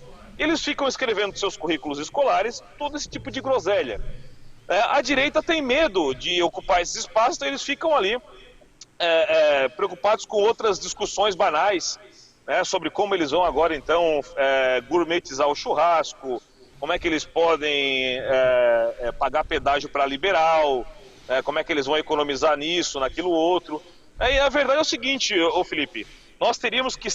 O nosso pessoal está lá escrevendo sobre cristianismo, sobre cultura, tradição da civilização ocidental, o que formou a base brasileira, o que é a monarquia parlamentarista, o que é a república, o que é o militarismo no Brasil, o que é o positivismo, o que é o conservadorismo, quem foi Jair Bolsonaro, quem é Bolsonaro, escrevendo sobre a educação clássica das artes liberais que formaram a nossa civilização. Mas não, eles estão discutindo como você vai fazer melhor para dar os seus orifício circular anal e fumar muita maconha durante esse período que você ficar ouvindo o seu professor comunista da faculdade, do colégio, etc. Então isso é feito como, Felipe? Com esses dois partidos que trocam sempre uma vez ou outra com um teatrinho ali das tesouras, né? O Brasil Paralelo tem uma série muito especial sobre isso aí. E eu vou finalizar com isso, Felipe. Então veja, você tem o bipartidarismo de oposição e o bipartidarismo de situação. Como é que você ocupa esses cargos que eu citei aqui agora? Como é que funciona o bipartidarismo de oposição? Você tem o PT e o PSDB fingindo uma oposição e os cargos grandes ficam sempre entre esses dois partidos, né? Então os cargos maiores, quando o PT está no poder, fica com, por exemplo, os ministros, todos geralmente são do PT, e outros ministérios menores que não têm tanta relevância assim, com o PSDB, né? Os cargos outros menores ficam com os vices da chapa. Por exemplo, PT e MDB, né? Você pega no governo do PT e do MDB, que se alastrou aí durante todo o século XX, o início do século XX, né? De 2002 até 2014, até 2016, né? Com a Dilma. Você tinha os cargos maiores lá, outros com o PSDB ainda ocupando espaço, mas o MDB tinha ocupava esses cargos maiores, mas alguns do varejo também, né? As secretarias, né? Que eram ocupados por esse partido. Quando o PSDB estava no governo com o PFL, né, hoje DEM, depois PSD, e também com o MDB nas antigas, era a mesma situação. Você tinha alguns cargos ali, e os maiores cargos estavam entre o PSDB e o seu vice, de modo que os partidos menores ganhavam os cargos do varejo, os cargos menores. Com isso, você faz um governo de coalizão, né? Esse governo de coalizão não há espaço para a oposição real, Felipe, Edu, Renan e meus amigos. Não há espaço. Você ocupa todos os espaços do meio político e do meio cultural do Brasil. Ou seja, você bota na Secretaria de Cultura o Gilberto Gil, né, para falar um monte de bobagem para todo mundo e dizer que maconha é ótimo, você tem que fumar maconha, etc. Que é bom para o seu filho, né? Então, essas coisas que está acontecendo no Brasil, isso é pensado há mais de 40 anos. E nós estamos preocupados, sabe no que hoje? Nós estamos preocupados como é que nós vamos eleger o vereador lá da Pindotiba. Isso aí é importante, mas não é o mais importante, né? De momento agora, o que se fazer então, Felipe? Fazer um partido político. Você precisa ter um partido, porque senão você não consegue dividir o poder com esse outro que você vai ter, né? Isso quer dizer que eu estou endossando o bipartidarismo? Desculpa. Não. Eu estou simplesmente dizendo como é que funciona a democracia brasileira, né? Ela funciona com um bipartidarismo. Você precisa entrar lá nesse sistema, né? Ser pragmático para depois poder mudar alguma coisa, né? E não mudar se não tem poder. Primeiro você adquire o poder e a direita tem que parar com isso, a direita tem que ter poder. A direita precisa querer ter o poder, meus amigos. Essa é a verdade. Sabe por quê? A definição melhor do Olavo. O que é política? É a briga pelo poder. Se você não quer ter o poder, alguém vai querer ter o poder no seu lugar. Não adianta, isso é desde Platão. Não Geralmente adianta, alguém vai querer e alguém que quer fazer porcaria. Verdade. Normalmente é assim. Né? Vou botar um pinga-fogo aqui na finaleira. Não sei, tu concluiu? Dale, para nós fechar. Não, a gente, realmente, tá falando, a gente tá olhando essa organização a nível agora, 2000, eleição chegando, nós estamos há 12 meses da eleição. Eu não sei se o Lércio tá aí, o Lércio é um consultor político e um cara fera também, mas ele entrou no link mais cedo. Mas enfim, nós estamos vivendo esse momento, né? Bolsonaro numa indecisão com a escolha partidária, não sei se isso é estratégico, se ele achar que a partir da hora que eu firmo um partido, então já está definido o jogo, todos os opositores já sabem como se alinhar nas trincheiras. Né? Tem um PTB com o Roberto Jefferson, que ontem deu uma carta polêmica o assunto, mas eu quero comentar aqui com vocês, né? Eu até hoje eu falei, eu acho que mais cedo pro Lucas, eu olhei pelo meu ângulo de vista, né? A carta foi publicada, eu acho, pelo jornal O Globo, uma carta que ele tá um pouco, parece que xinga o Bolsonaro, o Flávio, que eles se apaixonaram pelo poder, e enfim, dá uma praguejada. Eu até emitir a minha opinião pessoal, mas tem um PTB que se organizou com o Estatuto de Direita, esperava receber o presidente, ele não decidiu se vai para a PTB, se vai para o PP, se vai para o PL, né, para o Brasil quer se organizar sobre uma estrutura realmente, com um partido de direita, os grupos de direita estão esperando, acho que eles estão como ovelha sem pastor, eu acho que o Lucas e o Renan deram um banho hoje aqui, porque realmente a gente sente essa necessidade, o cara anda como ovelha sem pastor, então falta investir nesses caras que têm muito conhecimento encapsulado, que às vezes não consegue. O Lucas ontem falou, faz 4 anos que eu tento botar um podcast, a estrutura não é assim. Então, pô, se a gente não consegue investir nos nossos professores que têm conhecimento de direita, caraca, nós vamos... O que nós queremos em Santa Catarina? O que a direita quer? Então, eu acho que está vivendo um momento, acho que até estamos saindo na frente, que eu acho que é o primeiro podcast em Santa Catarina, deputada Ana, deputado Gessé, mas eu acho que a gente está largando na frente com essas ideias e tentar levar isso para frente a nível de Brasil, porque é momento de a nação se organizar. Mas essa questão, Lucas, Renan, Edu, né, a gente está olhando para o Brasil, como é que vocês veem hoje toda essa movimentação, um ex-deputado, que é o presidente do PTB, que fez o estatuto, fez de direito, esperava receber, de repente não recebeu, e não recebeu nenhum apoio, que eu acho que ele já faz 63 dias que está lá jogado na... Eu vou até emitir a minha opinião pessoal, vou lá dar largada aqui. Né? Hoje o pessoal, Felipe, o que aconteceu com o PTB e tal, a nível nacional? Eu disse, gente... Eu vou olhar pelo ângulo dele, ele está 63 dias, numa briga que todo mundo achou que o Brasil ia fechar na pancadaria com o Alexandre. Olha o que o Alexandre de Moraes botou aqui, eu tenho aqui, deixa eu ver se eu tenho aqui o link. Prepara aí, Edu, vê se tu consegue colocar. Mas todo mundo achou que o Bolsonaro ia pra pancada com ele, e não foi. Se foi certo, se foi errado, não vou entrar no mérito aqui. Ele tá 60 e poucos dias dentro de uma prisão. Deve estar pé da vida, porque o cara ficou abandonado, tá lá, tá esquecido, sem TV, sem internet, isolado. Deve estar altamente frustrado. Segundo, montou um partido onde ele demitiu 8. Tá aí o áudio dele, já vamos chegar ali. Ele demitiu, melhor dizendo, ele excluiu. Ele excluiu 8. Dá pra colocar ali direto da mesa? Ele excluiu 8. Não excluiu, expulsou 8 deputados federais porque eram de ideologia diferente. Preparou uma casa, fez um estatuto, Deus, pátria, família, esperando receber o presidente. E também ele, além de dar uma xingada no presidente, na carta, parece que ele abre o partido. Se não quer, tem quem queira, convida o Mourão. Ele botou um bode na sala, será? Pro Bolsonaro se mexer, tomar uma decisão. Então eu vi pelo ângulo dele. Eu acredito que ele tá um pouquinho fora da realidade, porque tá lá isolado. Mandou uma carta que é um pedido, se isolou do partido, da presidência, né? Eu acho que ele se ausentou da presidência, passou para Grace, né? Ou a presidência do partido e deu uma esbravejada. Eu até olhando pelo ângulo dele, Felipe, mas tu é parlamentar, não é? Mas, cara, isso não muda nada. Nós somos a direita, estamos cada dia mais, queremos nos organizar. E eu tô fiel e firme com o presidente, apesar que a gente não é um carimbódromo do presidente Bolsonaro, tem nossas opiniões. Eu acho que aí faltava um pouquinho de carinho com essa questão. É um preso político, é um cara que está preso por crime de opinião. Pelo Alexandre de Moraes, que vem o legado da esquerda, ali no Supremo. Enfim, é bastante complexo, mas eu queria aqui iniciar dando minha opinião pessoal, gente. Isso é o meu achismo, tá? Não é nada... É um achismo que eu vi um cara 60 dias preso, que montou um partido esperando algo que tá meio um pouco frustrado. Mas quero passar a bola, vamos começar aqui com o Renan, em sentido horário aqui, Renan. Eu posso começar, porque eu preciso sair... Sim, verdade. Eu vou finalizar... Inclusive eu já vi o posto aí, Lucão. Ô Lucas, fechar atrás de ti, a conveniência fechou, acho que a tua cerveja já naufragou. Não, tem um bar do lado aqui, rapaz. Então... Eu vou pegar uma geladinha. Tá safo. Deus, né?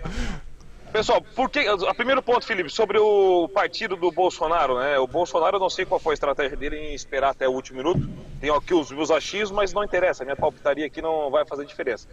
Mas o que eu acredito sempre, e o que eu acho que ele deveria ter, deve fazer, eu acho que ele vai fazer isso, até por conta dessa estrutura que eu falei, Felipe, Renan e Edu, do bipartidarismo. O Brasil só funciona com 2 partidos grandes do comando, sempre um pouquinho maior que o outro, ou o outro maior que um, mas tem que ser sempre nessa estrutura de 2 partidos, né? Então o Bolsonaro precisa ir para um partido grande, ele tem que fugir desse partido eu aqui vou usar, entre aspas, a questão da extrema-direita, tem que fugir do partido exatamente da direita pura. Ele tem que ir um partido mais de centro-direita, ou um partido de centro, para que ele possa se sustentar lá. Porque não adianta nós termos o Bolsonaro no partido de direita e ele ser impeachmentado. Ou ele não ficar no poder, porque nós precisamos do Bolsonaro, pessoal. Nós temos que ficar com o Bolsonaro, honrá-lo, porque foi ele que deu a cara, a tapa, desde o começo. Não existe direita, existe Bolsonaro. Esse é o ponto. Se o Bolsonaro erra aqui, erra colar, você coloca um sazon, engole e vão pra frente. Entendeu? É assim que funcionam as coisas na política pragmática. Eu tô sendo bem pragmático mesmo pra gente entender que o negócio agora tem que ser funcional, não dá mais tempo pra errar. Então veja, uma ideia do Bolsonaro ir para o PP seria melhor para o Brasil e para a direita. Porque a direita poderia ir para um partido menor, como o PTB, ou um partido mais à direita, e pedir as pautas, brigar pela pauta. O Bolsonaro não vai conseguir brigar por pauta, não vai dar, porque ele tem outras tantas coisas para fazer no Brasil.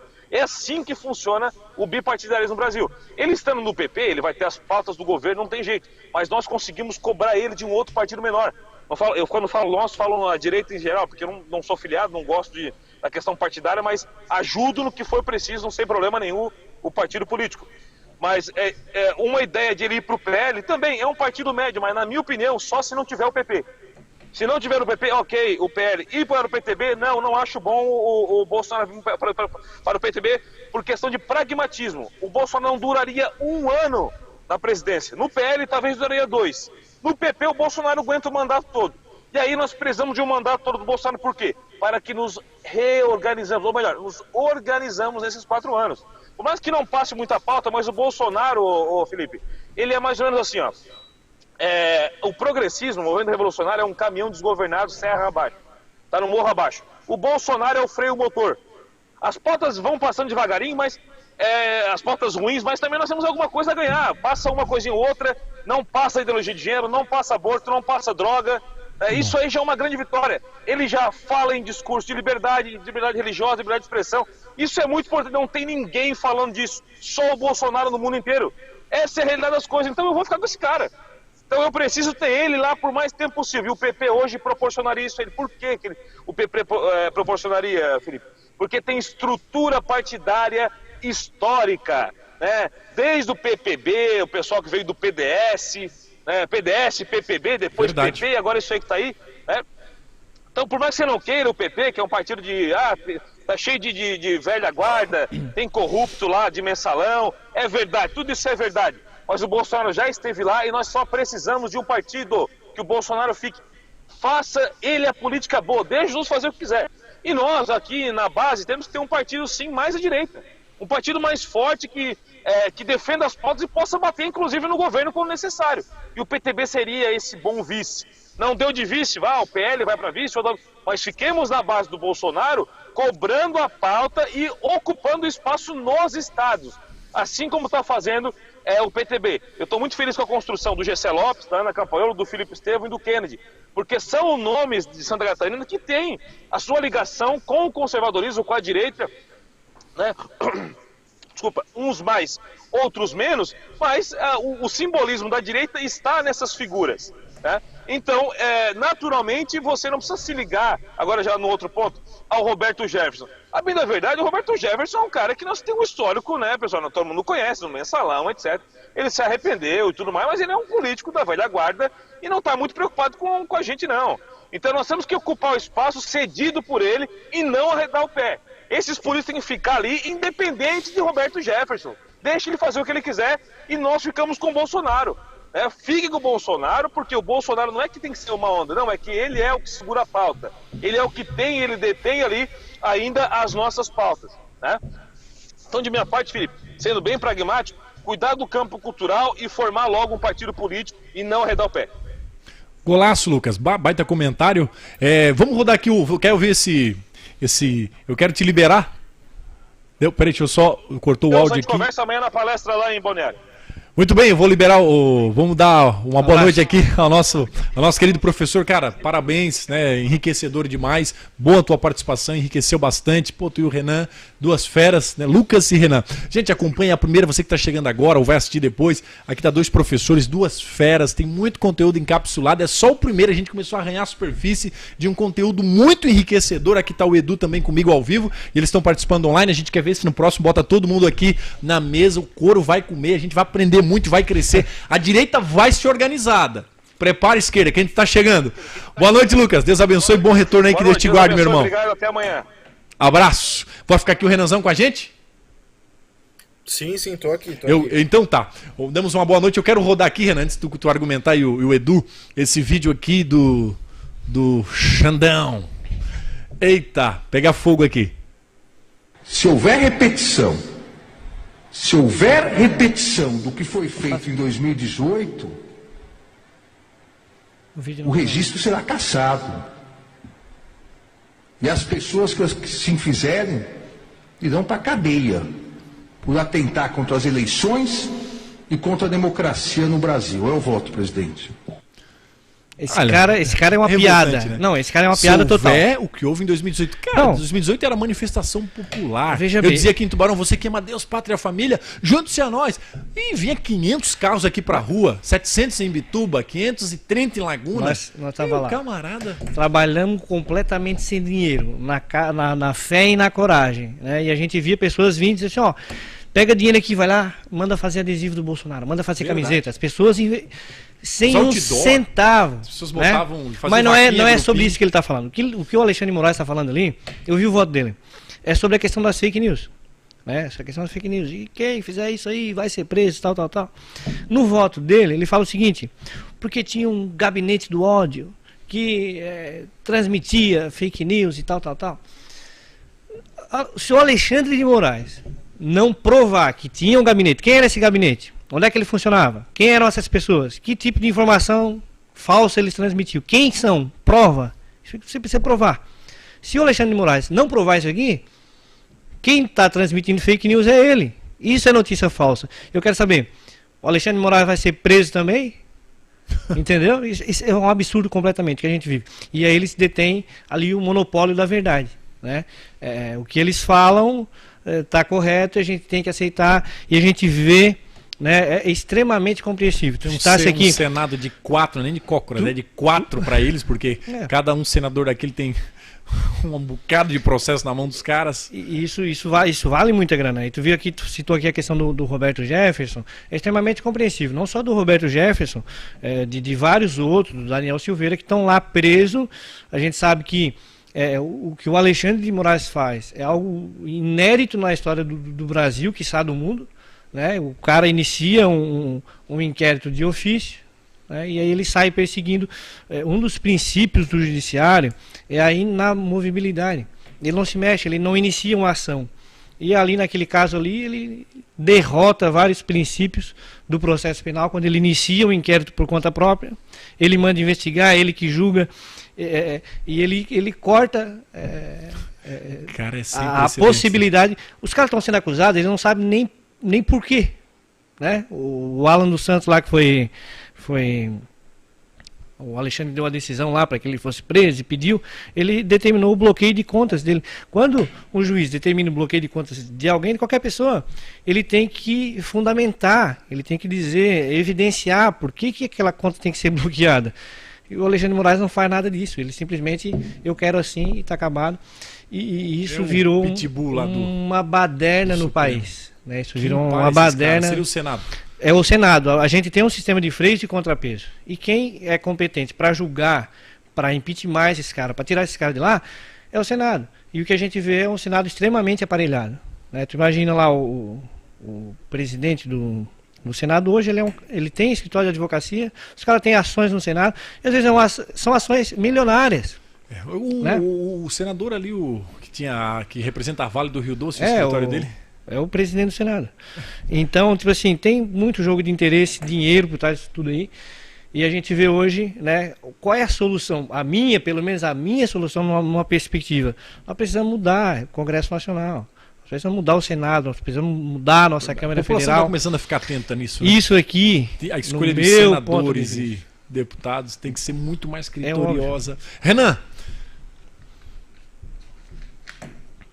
Vamos lá, vocês querem falar do Bob Jeff ou do Xandão? Bom, de modo geral aí, a gente queria te ouvir, até porque eu acho que o Lucas, né, que acabou de fazer a participação, argumentou, né, pontos muito interessantes sobre ambos, né?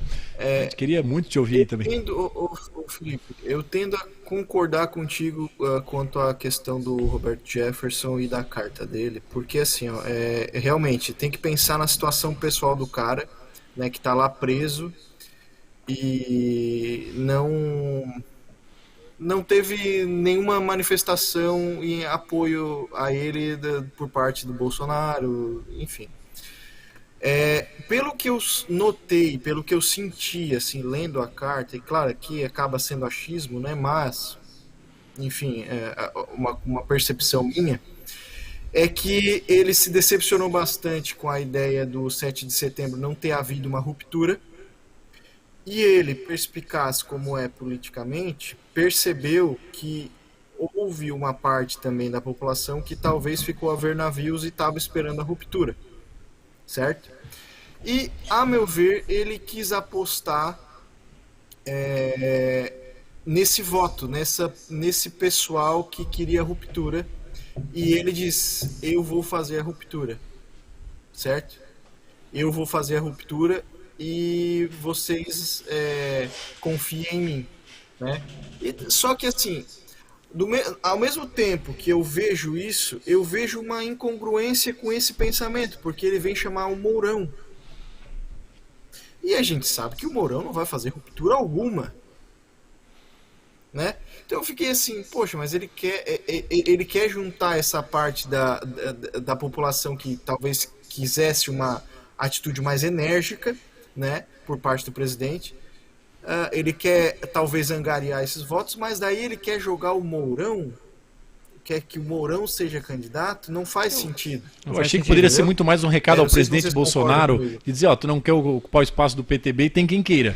E criar polarizar a direita. Ele é meio que tem esse histórico de querer jogar baixo. Eu vou implodir. Se não vai, então eu vou implodir. Vou dividir a direita. Ele sempre foi muito assim. Tá aí o mensalão pra provar. É verdade. Não vai, eu vou explodir tudo aqui. Podia ser um recado, né? Mas eu até vou tornar a dizer aqui, pode ser um ato de um cara que está 60 e poucos dias enclausurado, preso, quando ele esperava uma coisa. O Renan fez uma observação interessantíssima. É um senhor, ele tem lá os seus 78 anos, né? Ele já tem uma idade bem boa, está tantos dias na cadeia. O fragiliza, né? Mas Renan, só uma observação que eu fiz. É compreensível. Realmente, é por aí mesmo. Tem que pensar sempre na atitude da pessoa, no contexto dela, né? Tentando enxergar as coisas da ótica que ela enxerga e que ela está pensando. Então teve aí também, ele estava mal de saúde, ele teve que fazer um monte de procedimento, estava com um problema na coluna. Imagina, um senhor lá jogado numa cela de prisão, né? Então, talvez achando que existiria algum milagre no 7 de setembro, né? Ele se decepcionou e chutou o balde, ou pensou politicamente. Enfim, isso aí não tem como fazer. A meu ver, tá, ele vai ser um caso isolado e os líderes do PTB não vão acatar a ideia dele. Essa é a minha visão. Sim. Eu acredito que, até porque ele se ausentou, 2 dias antes ele se ausenta, ele passa a presidência e passa a ser uma reclamação pessoal, como nós, até compreensível pelo momento que ele vive. Até era meio que um desabafo, pelo que eu entendi o contexto ali, um desabafo pessoal para um grupo específico. Sim, e isso aí acabou. Ele para não E a gente às vezes no pessoal fala.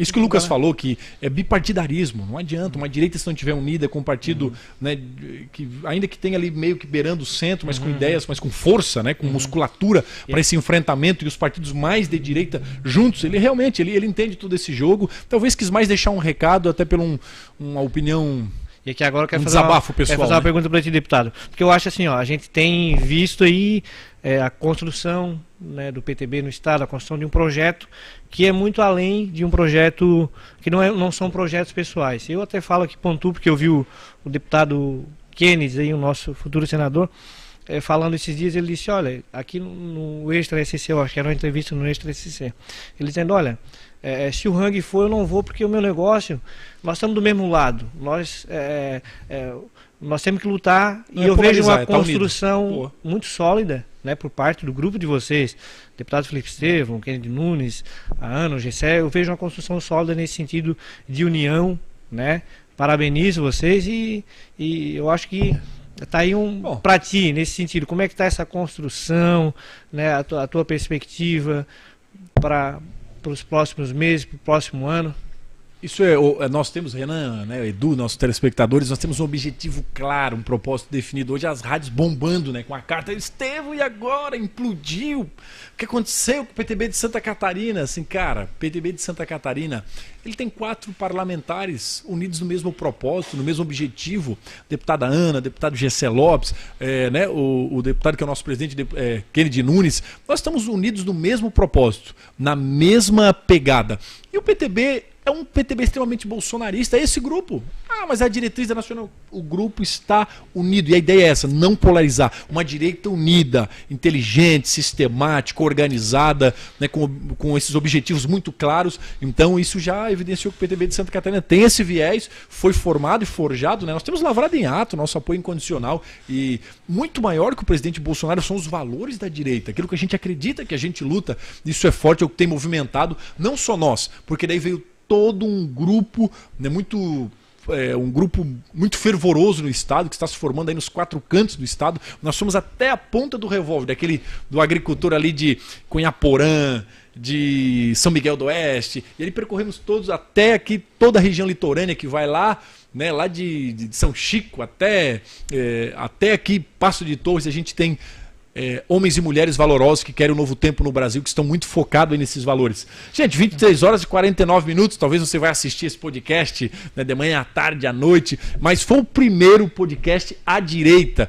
Nós vamos finalizando por aqui. Eu quero agradecer demais aí aos nossos professores, essas feras que é o Renan, né, o Renan e o Lucas, 2 grandes caras, 2 mentes pensantes que a gente está explorando ao máximo aqui todo esse conhecimento. Os caras estudam. Hoje eu estava olhando ali os comentários, eu acho que o Olavo de Carvalho fez participações aqui nas lives de vocês, nos conteúdos aqui do Renan e do Lucas, e caraca, os caras são bons. Então, tem muito conteúdo, o Edu dedicadíssimo, né? Mais no núcleo aí da nossa equipe, mas um cara valoroso. Ele saiu lá da capital Florianópolis para vir gravar, para a gente começar a gerar conteúdo aqui. Foi o pontapé inicial, gostou, Renan? Cara, é uma iniciativa que vocês estão tendo aqui. Vocês vão ter o meu total apoio para o que vocês precisar aqui de ajuda, para gerar conteúdo, para conversar com vocês, para dar os meus pitacos aqui na política.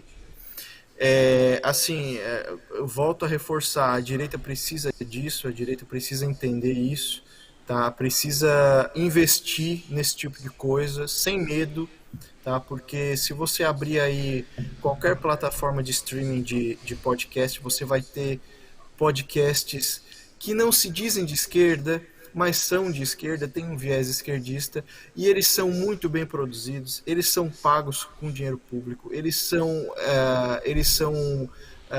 produzidos por estúdios enormes. Então, assim, se a gente não se mexer, vamos ficar nessa de mas não deu de fazer, mas a gente não conseguiu, a gente colocou o Bolsonaro e não adiantou nada, daí fica culpando o Bolsonaro porque botou a cereja do bolo antes de fazer o bolo, e daí quer que o bolo seja de direita e o bolo estava tomado pela esquerda e quer reclamar da cereja.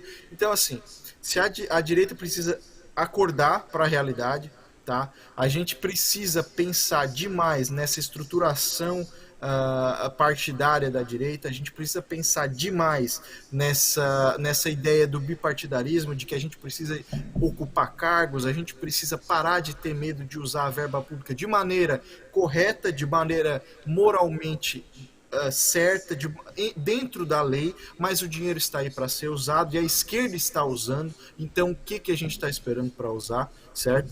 Então, vocês têm o meu total apoio, fica aqui o meu parabéns por essa iniciativa. Parabéns aí para nossa equipe do podcast Valeu. À Direita. Parabéns, Edu. Esforço de todos. Obrigado. Né? Cara, tô olhando aqui a minha agenda. Amanhã eu tenho agenda às 7 horas na primeira rádio em Araranguá. Eu acordo e aí às chega em casa, toma 5:30. banho ainda, se prepara para amanhã. Então pensa. Mas por que a gente está fazendo isso? Justamente esse desejo de deixar o nosso legado, se esforçar ao máximo para unificar a direita, pegar as mentes pensantes que a gente tem. Né? Então estaremos aqui. Né? Eu quero profetizar que esse podcast vai enriquecer muito o nosso povão da direita, né, que a gente vai agora gradativamente... Tem um povão aqui, ó, manda um abraço aqui para Correia Pinto, povão da região serrana, um abraço aqui pro nosso amigo Rabelo, lá de Correia Pinto. Vou mandar um abraço aqui, o que ele está dizendo, olha, tem alguma data específica, limite para o Bolsonaro se filiar a algum partido para a futura reeleição? Tu que é do meio jurídico, na verdade, até até março, são 6 meses antes da eleição, né? Março, né? Eu acho que até março ele vai ter que fazer essa definição, Quilha. Até no máximo, fevereiro, março, acredito que ele vai ter definido isso, porque se ele deixar muito para o final, mas é opinião minha, mas até março, segundo as leis eleitorais, né? Então, gente, vou deixando um abraço ao Osmar ali de Laguna, enfim, todo o povão ligadão.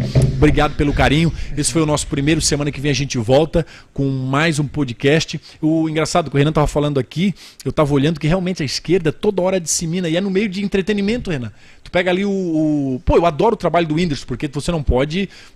Olha, eu acho ele engraçado, ele é muito bom. A gente por exemplo, às vezes eu entro lá no perfil dos caras da esquerda e tal, para ver qual é o tipo de comunicação que eles estão usando. Sim. Isso faz parte. Pablo Vittar, aprender. Não me confunda. Ele balançou a cabeça. Não, mas tu pega ali, eu tava olhando o Felipe Neto, eles pegam, né? O cara é músico, toca uma música do nada, no meio ele joga ali uma gota do negócio, né? Então o Felipe Neto, ele tá falando do nada, falando de filmes, no final ele joga. Sim, cara, eles disseminam de forma. Como é que eu vou te falar sutil. Assim? Subliminar. De forma subliminar, eles vão impetrando aquilo na mente, no coração, e os caras doutrinam criança, os caras doutrinam adolescente na música, né? E tem caras que realmente são bons. Eu tava dizendo, eu vi o Whindersson Nunes, eu vi ele falar pautas ali contra o Bolsonaro. Então, o trabalho dele como pessoa, um cara excelente, mas às vezes o cara tem aquele, né? Tu é um excelente, como humorista, tu é um excelente. Então, é um baita cantor, tem talento, mas não tem autoridade, não tem legalidade para falar sobre política. O Whindersson Nunes falando de política, né? Aí tu pega lá os milhares de fãs da Anitta, ela tá lá no show, imagina. Tem a sua autoridade como música, tal, tem uns que gostam, tal. O Edu ouve o Pablo Vittar, porque e no meio ela pau, joga lá. Tipo assim, a Juliette, por exemplo, aquela lá sim, do Big Brother famosa, a mulher, BBB. Do nada ela cresceu lá, tem milhões de seguidores, acho que 30 e poucos milhões. É de esquerda também? Total, e aí tu imagina assim, ó, quanto é que custa ela anunciar lá no Instagram dela? Quanto é que custa ela anunciar lá no Instagram dela uma marca? É milhões, né? E ela anuncia o quê? Propaganda contra o Bolsonaro. É de graça isso irá? Tá entendendo? Caramba. Então, verdade. Bom, alguém que é oriundo da Globo, não dá pra esperar muito. Gente, foi um golaço aqui, Renan. Show de bola, mano. Deus abençoe. É o pontapé inicial de um projeto que a gente está iniciando aqui. Nos ajuda, não custa nada, bota joinha ali, compartilha. Cara, olha esses caras eles aí, olha o Renan, olha o Lucas, olha o Estevão, olha o Edu. E a gente tá dando o pontapé inicial, mas te prepara que a gente tá vindo com tudo, o chão vai tremer. Renanzão, um abraço, Edu, um abraço a toda a nossa equipe. Obrigado aí a toda a nossa equipe técnica, todos vocês que estão nos acompanhando, que vão compartilhar, que vão assistir depois. Um beijo no coração e até o nosso próximo encontro. Semana que vem a gente está aqui em mais um super podcast que vai ser todo especial. Um abraço a vocês, uma boa noite. Abraço. Abraço, Renan, boa noite.